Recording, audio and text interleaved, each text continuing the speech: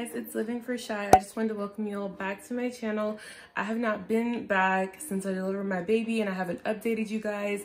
I mentioned in my labor that I was going to do a labor and delivery story time just so I can explain better what happened, because I just kind of kept chopping everything up and recording when I could.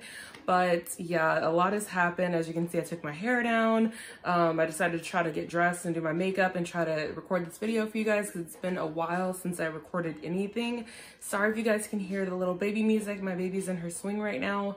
It's the only way that I can record at least my intro, because I'm pretty sure she's gonna wake up to feed in a second and I'm gonna need to stop and pick her up and all that good stuff. But in this video today, I plan on doing my labor and delivery story time, as well as meet my baby, and I'm going to tell you guys an update on her. She's actually 5 weeks at the moment. She will be 5 weeks tomorrow, and yeah, she's a lot bigger than she was when she was first born. So without further ado, keep on watching. Please make sure that you guys like, comment, and subscribe. I'm not sure if I mentioned that, but please make sure that you guys like, comment, and subscribe. I want to thank you all so much for getting my labor and delivery to as many views as you did. I'm kind of shocked. Yeah. Thank you guys so much for watching, and all my new subscribers, welcome. I am Shy, and I would love for you guys to follow my other social media, my Twitter, my Instagram. Please comment down below with any questions you may have if you're expecting or anything like that. So yeah. So she actually did not wake up from that little intro that I just did, so I'm gonna try to record as much as I can without her waking up. I'm basically gonna tell you guys what happened during my labor and delivery. A lot of it I remember off the top of my head, but I took a lot of notes during the labor so that I would remember stuff later on. But basically, the day that I had her, I had went to the hospital at 7:12 p.m. and on October 17th. And I showed up, and basically they gave me a gown and everything was prepared for me when I got there. As you guys saw in the video, they had like the little bands for my belly, and everything was already prepared, the bathroom, everything. So when I got there, they informed me on what was going to happen, about the side attack they were going to start me on to soften my cervix, and basically they were going to tell me how things were going to play out and all of that. So she also mentioned to me that I would be getting checked every 3 hours after I got the side attack, just to check my cervix to make sure that I was softening or dilating or anything of that nature. So long story short, I changed clothes and I laid back, and I took my pictures and did whatever I had to do before the lady came back. And she told me when she came back the first time that they weren't going to start me on the side attack because there were a lot of other people that came in, I guess, at that exact time to deliver their babies, but they were in active labor, and so they said so they told me they actually were gonna have to come check on me like a little later, and that they would just suggest that I relax and just do whatever I wanted to. So I was sitting there eating Doritos and gummy worms and watching TV and vlogging and all that good stuff while I was sitting there waiting. Basically, my doctor comes in around 9 or 10 o'clock, and he comes in and tells me what's going to happen. I don't know if he was delivering a baby that night or whatever, but he came in, checked on me, told me what was going to happen and all that good stuff. So basically around like 9:30, they started me on my first round of side attack, and basically as soon as they gave me the side attack, I started contracting like crazy. I had already been contracting, which you guys saw on the monitor. I was contracting a lot before I even got the side attack, but when I got it, I started having really intense contractions and I started stressing the baby out. So when that started happening, they wanted to lay off the side attack, and they just kind of let me start contracting on my own because I was having too many contractions. So around 1 a.m., they came in my room and they informed me that they weren't going to check me anymore until my doctor gave them the okay, and then they weren't going to give me any more side attack and to just relax. So I'm having contractions until about maybe 3:30, and I had called the nurse back and I asked her to come bring me some pain medication, and she's like, do you want to get your epidural? And I was like, well, how many centimeters am I? So she checked, and I was only 2.5 centimeters, and she was like, yeah, you can get your epidural right now, though if you want, we'll just call them from the ER. So I was like, well, if I'm not dilated that much, I don't want to slow down my labor, so I don't want the epidural right now. So I asked if there was anything else that they can give me, and she told me that they had this pain medication. I can't remember the exact name of it. I'll try to link it down below, or I'll put it somewhere on the screen if I can remember the name of it. But basically, they started me on a painkiller, and she told me that I can get it every, I want to say she said every hour, or anytime I start feeling the pain or contractions again, I can call her back and come get it. So she gave it to me instantly. I felt super loopy. It wasn't much of a painkiller, I would say. It just kind of made me super like giggly and like spacey and stuff. But it did take the edge off. So I basically called her back like every 30 minutes to keep giving me those painkillers. And every time she would come back, I would ask her what my doctor said, and she would say that he hadn't responded back and that I should just wait. So this, and I'm saying this like it happened over hours. Like this was only in like a 30-45 minute time span. So when she came back at 4 in the morning, she told me that my doctor said to just start me back on the Cytotec, that the baby had calmed down, and that just to monitor me and keep him updated on how I'm doing. So when she did that, before she actually gave me the next round of Cytotec, I was starving by that point because I hadn't eaten since like 5 p.m. on October 17th. This is technically October 18th, like at 4 a.m. in the morning. So when she came back that time, I told her, asked her if she can either bring me some chicken broth or some Jello, because she mentioned that I can have that during labor. I told her that, she said fine, she brought it to me, cool. She gave me my next round of Cytotec, and I started having really bad contractions, and every time she checked me or checked my cervix, I'd have like, my contractions would just come back, all the painkillers would be gone. So around like 5 in the morning, I mentioned to her, and I was like, why am I still feeling the pain like so frequently? And she said that the medication, at some point you stop feeling it or some weird stuff like that. I'm not sure about like exactly what she said, but she said at some point the medication, it just stops working or something like that. So she said I was just getting her epidural, and she kept pushing the epidural on me, and I'm like, girl, I do not want that epidural. And she's like, okay, we'll be in pain then. So around 6, 7 in the morning, my doctor comes in, he comes back and he checks on me, he checks me. He says I was about 3.5 centimeters, but I wasn't progressing as much as he would like. My cervix was still really thick. And so he was just like, basically he was saying I'm gonna be there for a long time, and he was like, he met my parents and all that good stuff. So but actually seeing my doctor brought so much relief, because I felt like the nurses, they knew what they were doing and they were contacting him, but I just felt like so in the dark that entire time, because I was in pain, and then also like I wasn't progressing. Then they were telling me the baby was in distress, and I was freaking me out because I really didn't want a C-section. So, but seeing my doctor just kind of made everything just better, and he's a funny guy, so whatever. So basically I started, I had been laying on my back this entire time because my whole pregnancy I was having a lot of hip and joint pain on my side. So laying on my back was really comfortable for me. But so basically, she's like waking up.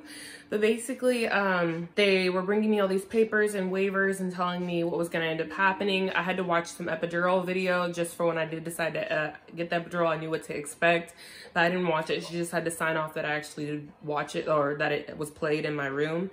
And then at this point, I hadn't been on any Pitocin. I was just on the Cytotec, the stuff in my cervix. So basically, they were concerned why just like the Cytotec, it was a really small dose, why that made a difference. But at some point around 7 a.m. the baby had calmed down, and she told me that they were going to start me on Pitocin around 9 o'clock in the morning.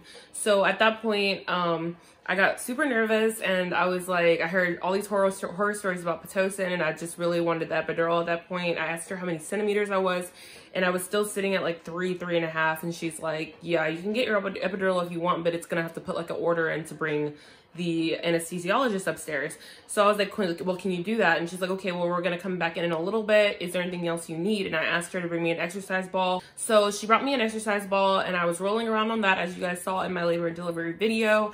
And my dad brought me those flowers, and I was so happy, and it was a cute little note, and my baby's name was on a little bear inside the package that he got me. It was really sweet. And I was rolling around, and I was freaking out, and I was on the verge of tears, but I was still pretty calm. So basically I'm rolling around, and they come in with the Pitocin first, and they started me on the Pitocin. They said they started me off at a 2. I'm not sure how significant that is, but they started me off on a 2, and I was just like, I don't know, like I didn't feel the pain, but the anxiety was stressing my body into feeling more contractions. So when she gave me the Pitocin without the epidural, I freaked the fuck out, and I was just like, bring me my epidural. And she's like, okay, it'll be there in a little bit, but you're not feeling pain, right? And I'm like, well, no, like you have me on these painkillers. And she's like, well, then you're fine, you can wait. And I'm like, I don't want this Pitocin without the epidural. And she's like, you'll be fine. So I'm just laying back in the bed watching crime shows, and I'm like waiting to feel pain. And it was just a lot of anxiety I was feeling. So when I was laying back, at some point, before the anesthesiologist came in, I started feeling the contractions, and they were no joke, bro. Like, they were so painful. They started me on the Pitocin around 9 a.m. The anesthesiologist didn't show up until like 11. So from 9 to 11, I was feeling the most horrible contractions I have ever felt in my entire life. It was brutal. Like, I was crying. Like, the best way I can explain it is just like a lot of people say it's like tightening and releasing and tightening and releasing. Like, it's on another level. Like, it feels like somebody's in the inside of you and they're like twisting you up, and then they're releasing, and then twisting, and then releasing. And it happens so frequently that I was just like on the verge of tears. So, sorry if I'm scaring anyone, but you know, I'm being honest. The only way that I could relieve the pain was by closing my legs, which sounds really stupid, but when I was on the ball, I noticed when I was having contractions, I felt like the baby was like bearing down more, which I think that's a good thing if the baby's bearing down, because that means obviously you're dilating. But I didn't like that pressure that I was feeling. So I basically made my legs as tight as I could, and I was just like sitting in the bed like a damn board. It was intense. I forgot to mention my nurse that I had, there was like a nurse shift every 6 hours, I think. And so the first nurse that I had, she was so sweet, and she was so like small and dainty and like amazing, and I just grew really attached to her. But when she had left that next morning, she introduced me to her colleague, and she was like, she told her how I felt about everything, and how nervous I was, and it was my first baby and all that. And the next nurse was just as sweet as she was. And I love the hospital that I was at and all their nurses, because I feel like they made my labor very, very pleasant. They informed me on everything I wanted to know. As you guys may know, I ask a lot of questions, and I was sitting there asking about every little thing, like what are they doing to me, like, and they had no problem answering and making me feel really good about everything that was going on. So basically, I wasn't dilating still, and my doctor came in around 12, and he mentioned to me that he had a C-section planned for 1 p.m. And that he didn't expect me to dilate any more than I already was. So at this point, I'm still 3 centimeters, and I'm just not going anywhere, but I am effacing. So I couldn't remember exactly how much I was effacing. Let me turn her music back on, because if she wakes up, all hell's gonna break loose. So basically, my doctor, like I said, he checked me, and he told me that I wasn't dilating, and that he basically didn't expect even to consider me dilating until maybe 6 or 7 p.m. So that kind of discouraged me, because I really wanted my baby on the 18th, but you know, whatever. So, so reverse. The anesthesiologist came in around like 10:30, and she gave me my epidural, and I was honestly bawling, because I was just so scared that I was gonna hurt, and I was scared of all the side effects that can happen to the back pain, the being paralyzed. Like, I was just terrified to get the epidural, and I was crying. But the lady's just sitting there, and she's living her best life with her, you know, anesthesiologist cart, and she's just rolling all in, and she's like, yeah, girl, I'm going to put this stuff on your back, and then I'm going to do this and this. And I'm just like, I know what you're doing, but I just don't want it.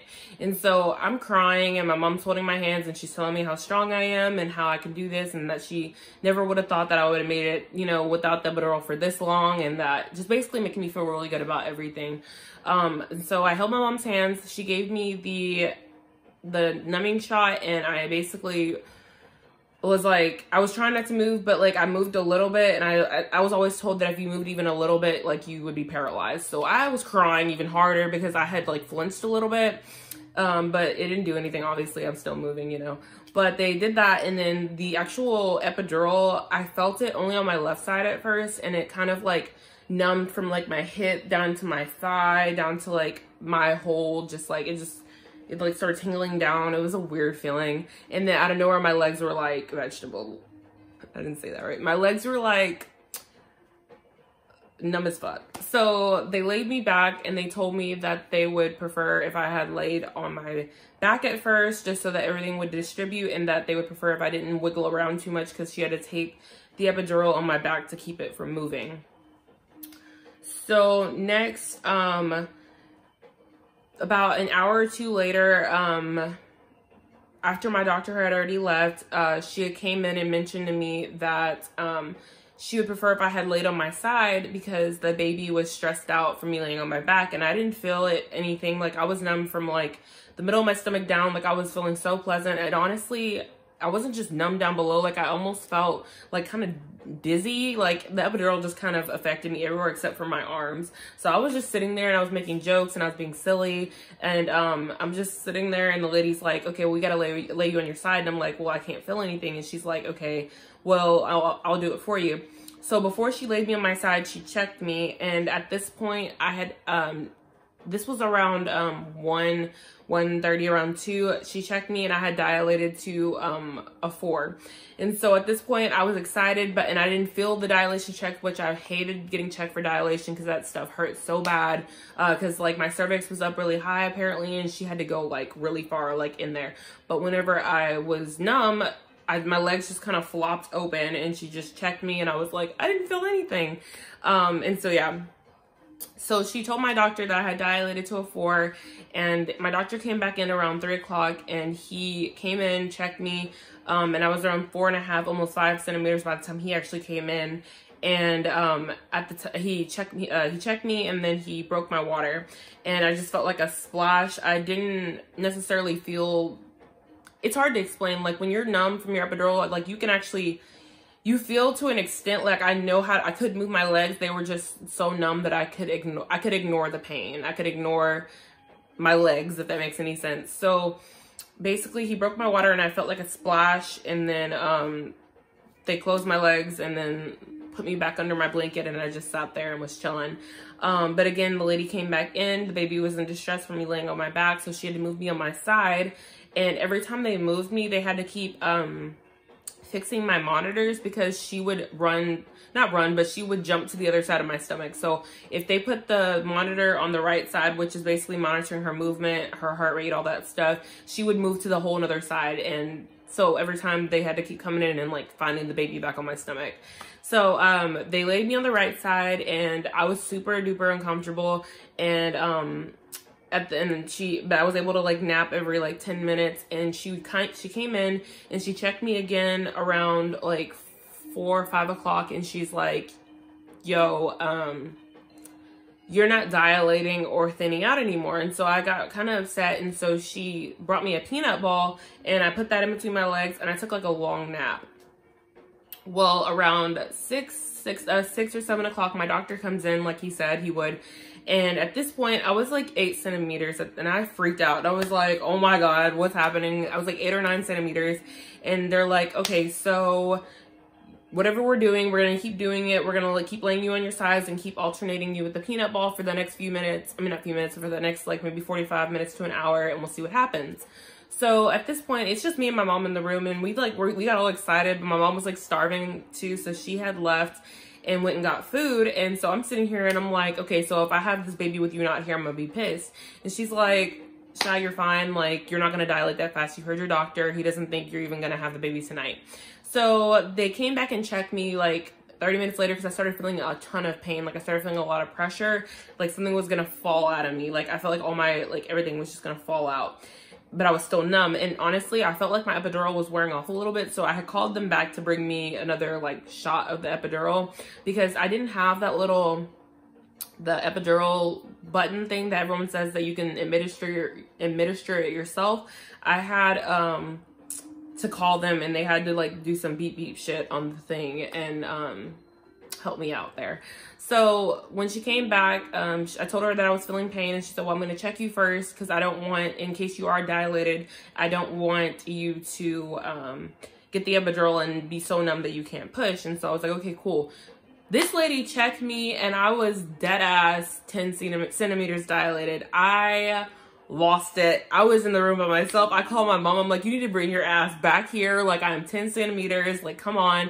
And she's like, you're 10 centimeters, but you're not fully effaced, so we're gonna keep doing what we're doing. And I'm like, what do you mean? I'm 10 centimeters dilated. Like, it's time to push. And she's like, no, we're gonna wait until you thin out a little more. So, mind you, this is around 7:45, 7:50. So she let me keep laying down for a few more minutes, and she came back in and checked me again, and I was ready to push. So she turned on these surgical lights that were, all the lights in my room were all like on at first because I wanted to have really good lighting for my video, but she had turned all the lights off and only turned on the surgical lights. So I was kind of upset about that. That's probably why y'all saw my video and it was so dark. But basically the only the surgical lights were on, and they're like some really HD like bomb ring lights. Like they were so nice.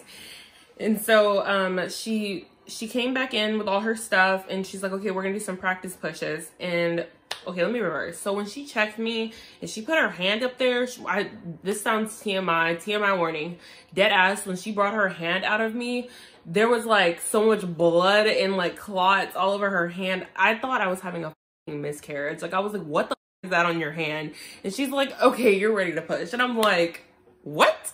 So I'm like, where the fuck is my doctor? And so she's like, your doctor actually just went into delivery with another patient, so I'm gonna help you deliver. So I'm looking at the nurse and I'm like, sis, you're not a doctor. And she's like, I was a midwife for like 20 years. Like I've done this before. Like your doctor trusts me. So I'm pushing with this lady. She brings me like, she gives me like this towel and she ties it to like okay, so when I'm leaning back, there's like these little stirrups, and you put your feet up in the stirrups, and then she tied like a rope on the stirrups so that when I pushed, I would pull the stirrups forward, and she would pull them that way, if that makes any sense. So I'd be pulling and she'd be pulling the other way from her, and I would bear down and I would push, and like I was pulling at the same time. And basically I had got the baby's head out without my doctor there. And so, but I didn't feel anything. When you're on your epidural, you don't, when people say you don't feel anything, dead ass, you don't feel anything. All you feel is the contraction before you start pushing. You don't actually feel your vagina at all. You feel your stomach. I would say like mostly by the time my epidural started to wear off, the pain or whatever I was feeling, it was only from my hips up, and it was just like it was like contractions, but they were like contractions with ibuprofen. Like you still kind of felt them a little bit, but they were like manageable. And then everything else was like paralyzed. So when she's telling me I'm pushing and that I'm doing a good job and that, you know, she sees the baby's hair and stuff, I'm like, sis, I don't feel anything. But she's like, you're doing a good job. So I kept, you know, think push. So I pushed. So at some point, she asked my mom, she wanted to come look. My mom came in and looked, and she's like, wow, she has so much hair. And then she asked me if I wanted to see. And so she took my phone, and well, I said yes. And I gave her my phone, and she showed me, I guess, to like make me feel good about that I was doing a good job, which I really wish that I had put my phone on recording before I gave her my phone so that I could have recorded that portion, just because I thought it was pretty cool to just see, you know, the baby's head coming out of me. But I saw that, and it just gave me like a lot of encouragement to keep pushing. So she's holding she's holding my phone when I'm looking at my, you know, vagina, and I'm pushing and like watching the baby come down. And it was the coolest thing ever, I would say.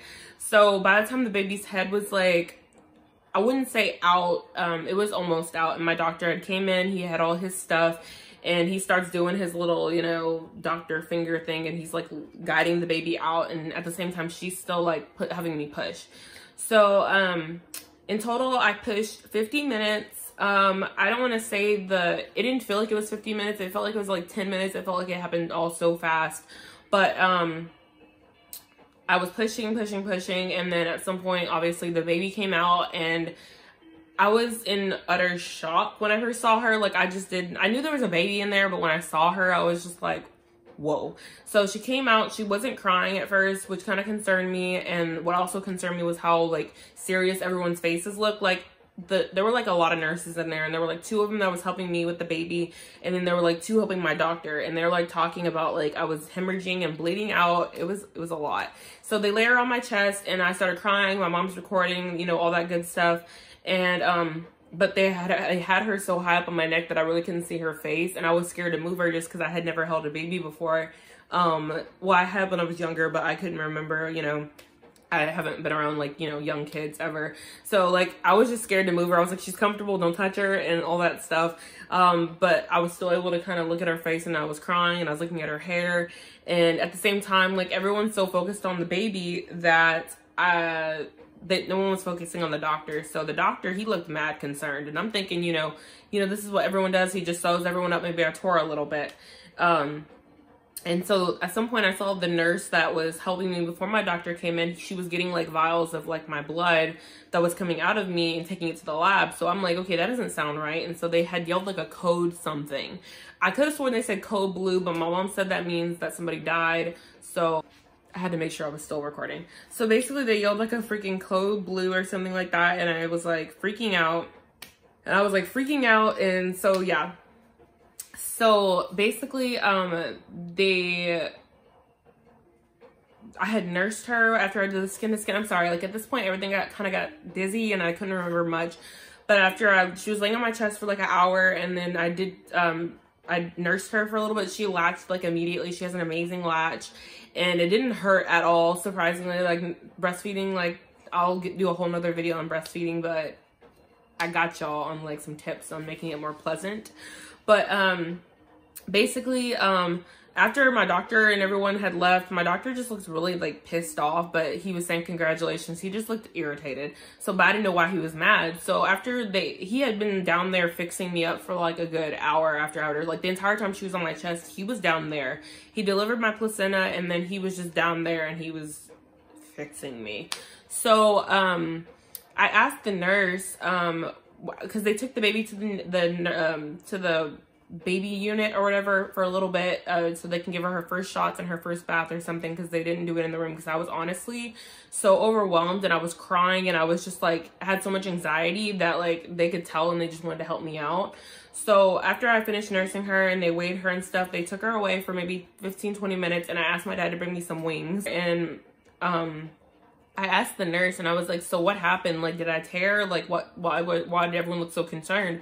And she said that I was basically bleeding out after I had my baby, and they were trying to understand where the blood was coming from. So they were taking vials to the lab to see if I had hemorrhaged. If so, I was going to have to go to the ER, which I did not. Apparently, I had a 3rd-degree tear. I tore down from my vagina down to like my butthole. I didn't tear through my butthole, but I almost did.